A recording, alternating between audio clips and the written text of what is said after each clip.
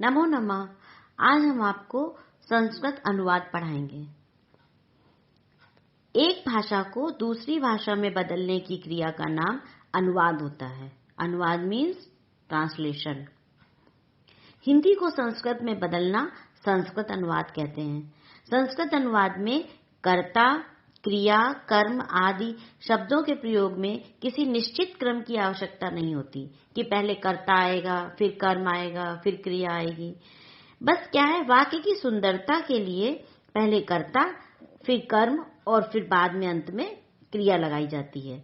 लेकिन ऐसा नहीं है कि अगर आप पहले कर्म लगा देंगे या पहले क्रिया लगा देंगे बाद में कर्ता लगाएंगे, पहले क्रिया लगा देंगे बाद में कर्म लगाएंगे तो सेंटेंस गलत होगा। संस्कृत में यही एक खूबी है कि आप किसी भी क्रम में उसको लगा सकते हैं। जैसे सह पत्रम लिखति।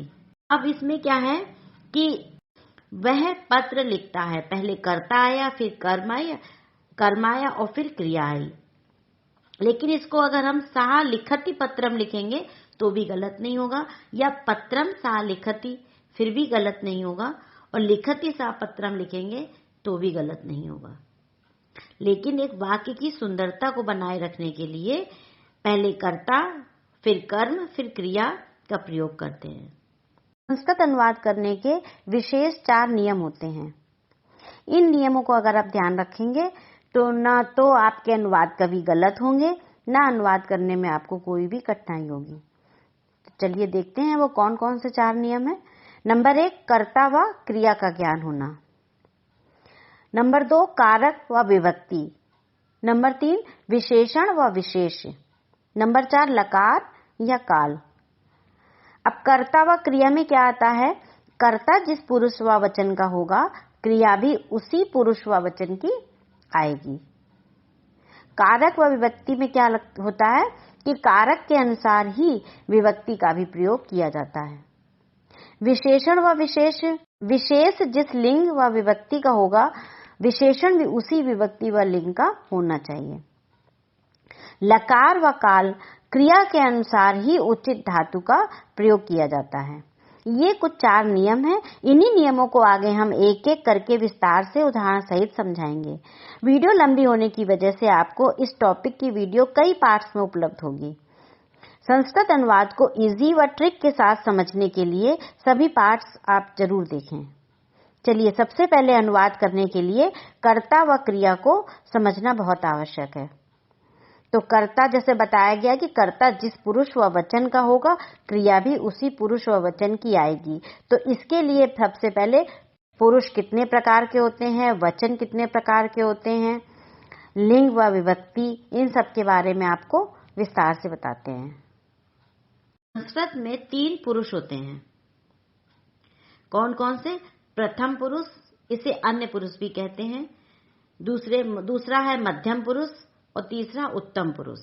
अब सबसे पहले हम उत्तम पुरुष को समझते हैं। उत्तम पुरुष में मैं आता है, जिसकी संस्कृत होती है अहम। जहां पर भी अहम लगा हो, आप समझ लीजिए ये उत्तम पुरुष है। और मध्यम पुरुष में तुम का प्रयोग होता है। तुम दोनों, तुम सब। तुम को संस्कृत में त्वम कहते हैं। जहां पर भी त्वम लगा हो, ये समझिए मध्यम पुरुष है। और मैं और तुम के अलावा जितने भी शब्द होते हैं, वह, यह, राम, श्याम, सीता, गीता, ये जितने भी शब्द हैं आते हैं, इसके अलावा जो भी शब्द हैं वो सब प्रथम पुरुष में आते हैं। तो उत्तम पुरुष में मैं और मध्यम पुरुष में तुम, अहम और त्वम, इसके अलावा जितने भी शब्द हैं वो सारे शब्द कर्ता के प्रथम पुरुष में आते हैं। ठीक है, समझ में आ गया? पुरुष 3 प्रकार के होते हैं, प्रथम पुरुष, मध्यम पुरुष और उत्तम पुरुष। तीनों में बताया आपको हमने कि क्या क्या प्रयोग किया जाता है। उसके बाद आता है वचन। वैसे तो हिंदी में 2 वचन होते हैं, एक वचन और बहुवचन। लेकिन संस्कृत में 3 वचन होते हैं, एक वचन, द्विवचन और बहुवचन। 3 वचन प्रयोग किए जाते हैं। इसके बाद है लिंग। लिंग भी 3 होते हैं। संज्ञा और सर्वनाम शब्द जो पुरुष, स्त्री एवं दोनों के होने का बोध कराते हैं, उसे लिंग कहते हैं। संस्कृत भाषा में 3 लिंग होते हैं। नंबर 1 पुल्लिंग, नंबर 2 स्त्रीलिंग, नंबर 3 नपुंसकलिंग। ठीक है, लिंग क्लियर हो गया। इसके बाद आते हैं लकार, जिसे इंग्लिश में कहते हैं tense, present tense, past tense, future tense, ये टेंस होते हैं नहीं। इसी तरीके से संस्कृत में यही चीजों को बताने के लिए लकार होते हैं। संस्कृत भाषा में लकार का प्रयोग क्रिया के समय को सूचित करने के लिए होता है। संस्कृत में वैसे तो 10 लकार होते हैं, लेकिन हम लोग अभी 5 लकारों का अध्ययन करेंगे। कौन कौन से लकार हैं? लट लकार, जिसे वर्तमान काल कहते हैं। फिर लट लकार, जिसे भविष्य काल कहते हैं। लंग लकार भूतकाल, और लोट लकार आज्ञा अर्थ में, और विदलिंग लकार चाहिए अर्थ में। इन 5 लकारों का प्रयोग हम आपको बताएंगे। वचन, लिंग, लकार आदि का सामान्य परिचय हमने आपको बताया। अब सबसे मुख्य बात यह है कि जब भी हम कोई अनुवाद करते हैं तो कर्ता जिस पुरुष, वचन, लिंग और लकार का होगा, क्रिया भी उसी पुरुष, वचन, लिंग और लकार में आएगी। इस बात का विशेष ध्यान रखना है। कर्ता और क्रिया का प्रयोग करके हम आपको पहले छोटे छोटे सेंटेंस बताएंगे, उसके बाद बीच में कर्म बताएंगे। संस्कृत अनुवाद करने में कारक विभक्तियों का भी महत्वपूर्ण योगदान है। जिस कारक का हिंदी में सेंटेंस होगा, संस्कृत में उन्हीं कारकों का प्रयोग करके हम संस्कृत में अनुवाद करेंगे। ये संस्कृत अनुवाद हम आपको कई पार्ट में समझाएंगे। छोटे छोटे पार्टों में करके विस्तार से बताने की कोशिश करेंगे, जिससे आप अच्छी तरीके से समझ पाएं। तो सबसे पहले हम आपको कर्ता और क्रिया का प्रयोग करके छोटे छोटे वाक्य बनाना सिखाएंगे। और लकारों में सबसे पहले लकार जो वर्तमान काल का होता है, लट लकार के बारे में हम आपको सेंटेंस बना के बताएंगे। जैसे वह जाता है, तुम जाते हो, मैं जाता हूं। अब देखिए तीनों पुरुष का प्रयोग हो गया। वह जाता है क्या है? प्रथम पुरुष, और तुम जाते हो मध्यम पुरुष, और मैं जाता हूं उत्तम पुरुष का प्रयोग हो गया। ठीक है, अभी हम सिर्फ एक वचन लेंगे। इस एपिसोड में केवल हम एक वचन लट लकार का प्रयोग करके आपको सेंटेंस बनाना सिखाएंगे। नेक्स्ट वीडियो में आपको हम द्विवचन का प्रयोग और बहुवचन का प्रयोग करके आगे के और भी लकार समझाएंगे। तो चलिए स्टार्ट करते हैं। जैसे सबसे पहला सेंटेंस है, जैसे वह जाता है। वह जाता है, वह की संस्कृत क्या होती है? सहा। अब ये लिंग कौन सा है? जब वह जाता है तो ये पुल्लिंग है। अगर होता वह जाती है तो ये स्त्रीलिंग हो जाता। तो लिंग कौन सा है? पुल्लिंग है। और एक है, इसलिए वचन कौन सा है? एक वचन है। और जाता है तो प्रेजेंट टेंस है, यानी कि लट लकार है, वर्तमान काल में। तो लकार कौन सा है? लट लकार है। तो क्रिया भी हमारी पुल्लिंग एक वचन लट लकार की आएगी। ठीक है, तो वह की संस्कृत क्या होगी? सहा। और जाने की संस्कृत क्या होती है? कौन सी धातु का प्रयोग होता है? गम धातु का। तो रूप कैसे बनते हैं? गच्छति, गच्छता, गच्छन्ति। तो गच्छति एक वचन का है, गच्छति, गच्छता दो द्विवचन, और गच्छन्ति बहुवचन। तो हमें एक वचन का प्रयोग करना है, तो क्या आएगा? सहा गच्छति। समझ में आ रहा है ना? इस तरीके से मैं जाता हूं तो क्या आएगा? उत्तम पुरुष का प्रयोग होगा। उत्तम पुरुष में क्या आता है? गच्छामि, गच्छावा, गच्छामा। और एक पुरुष एक वचन का प्रयोग करना है तो क्या आएगा? गच्छामि। तो मैं की संस्कृत क्या होती है? अहम गच्छामि। तुम जाते हो तो क्या आएगा? त्वम। फिर मध्यम पुरुष में क्या आता है? गच्छसि, गच्छता, गच्छत। तो क्या होगा इसका? त्वम गच्छसि। ठीक, पूरी टेबल आपको लकार की याद करनी होगी।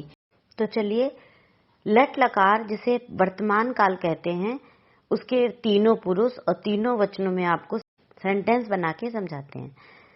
जैसे गम धातु का रूप ले लेते हैं लट लकार का। तो क्या होता है, एक वचन में गच्छति, द्विवचन में गच्छता, बहुवचन में गच्छन्ति।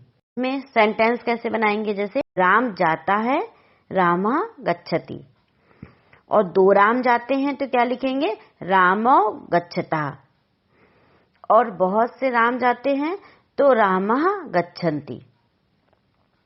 ठीक है। इसी तरह अब क्या मध्यम पुरुष में देखिए, मध्यम पुरुष में क्या आता है, तुम जाते हो तो त्वं गच्छसि, तुम दोनों जाते हो तो युवाम गच्छतः, तुम सब जाते हो तो यूयम गच्छत। इस तरीके से आएगा। ठीक है। और उत्तम पुरुष में क्या आता है, मैं की संस्कृत क्या होती है, अहम। जैसे मैं जाता हूं तो अहम गच्छामि, हम दोनों जाते हैं तो आवाम गच्छावा, और हम सब जाते हैं तो वयम गच्छामा। इस तरीके से आपको लट लकार के वर्तमान काल के सेंटेंस बना सकते हैं। चलिए आपको लट लकार वर्तमान काल के कुछ सेंटेंस संस्कृत में बनाना बताते हैं, कैसे बनता है। जैसे राम हंसता है, तो इसका क्या होगा, राम प्रथम पुरुष है और हंसता है वर्तमान काल है, तो क्या आता है, लट लकार एक है तो हसती, तो रामः हसति। मुनि देखते हैं, अब ये कई हैं तो ये बहुवचन का प्रयोग होगा, और प्रथम पुरुष है तो मुनियः पश्यन्ति। वह रक्षा करता है, सः रक्षति, वे दो झुकती हैं, तो ये इसमें द्विवचन का प्रयोग हुआ है, स्त्रीलिंग है, तो द्विवचन में क्या आएगा, सा ते ता होता है, तो क्या आएगा, ते नमतः। तुम नाचते हो, त्वं नृत्यसि, तुम सब देखते हो, यूयम द्रक्ष्यत, बहुवचन है। तुम दो चाहते हो, युवाम इच्छता। अब उत्तम पुरुष में आ जाइए, मैं खाता हूं, अहम भक्ष्यामि, हम दो सोचते हैं तो आवाम चिंतयावः, हम सब पकाते हैं, वयम पचामः। इस तरीके से आपको तीनों पुरुष तीनों वचन में लट लकार के आपको हमने रूप समझाए कि किस तरीके से लट लकार के सेंटेंस वर्तमान काल के हिंदी सेंटेंस संस्कृत में कैसे बदलते हैं, उनका अनुवाद कैसे करते हैं। आगे हम आपको लट लकार यानी कि भविष्यकाल, लंग लकार भूतकाल, लोट लकार आज्ञा अर्थ में, विदलिंग लकार चाहिए अर्थ में, इन चारों को के बारे में विस्तार से बताएंगे और उनका कुछ उदाहरण के द्वारा अनुवाद करना सिखाएंगे। अगर आपको हमारी ये वीडियो अच्छी लगी हो तो इसे ज़्यादा से ज़्यादा लाइक करें, शेयर करें एंड सब्सक्राइब करें। धन्यवाद।